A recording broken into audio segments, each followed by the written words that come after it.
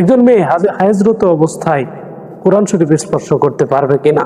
আসলে প্রিয় বোন, আমি আপনার প্রশ্নটির উত্তর দেওয়ার চেষ্টা করব। তার আগে ভিউয়ার্সদের উদ্দেশ্যে আমার অনুরোধ হচ্ছে, যদি আপনি আমাদের চ্যানেলে নতুন হয়ে থাকেন চ্যানেলটি সাবস্ক্রাইব করে নিন। আর যদি আমার এই কথাগুলো আপনাদের জ্ঞাতার্থে আমি অনুরোধ করছি যে আমার এই কোরআনের মাসালাগুলো, কথাগুলো যদি আপনাদের কাছে ভালো লাগে তাহলে এই কথাগুলো সারা পৃথিবীতে ছড়িয়ে দিন শেয়ার করার মাধ্যমে। আমি সব সময় চেষ্টা করি কোরআনুল কারীম থেকে সঠিক এবং সুন্দর তথ্য দেওয়ার জন্য, যাতে ওরা বিভ্রান্ত না হয়। আর যুগোপযোগী সমস্ত আলোচনা আমি আমার এই চ্যানেলে করে থাকি। তো প্রিয় বোন, আমি আপনার প্রশ্নের উত্তর দিচ্ছি। প্রিয় ভিউয়ার্স, দেখুন আমার বোন আমাকে প্রশ্ন করেছেন যে কোরআনুল কারীম স্পর্শ করতে পারবে কিনা মাসিক অবস্থায় বা ঋতুস্রাব অবস্থায় একজন মহিলা।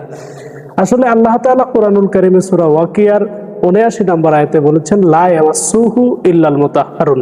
এটা পবিত্র নারী, পবিত্রতা ব্যতীত কেউ এটাকে স্পর্শ করবে না, অর্থাৎ পবিত্র ব্যক্তি ব্যতীত এটাকে কেউ স্পর্শ করবে না। নাপাকরত অবস্থায় কেউ কোরআনুল কারীমকে স্পর্শ করতে পারবে না। এটি আল্লাহ সুবহানাহু ওয়া তাআলার বিধান।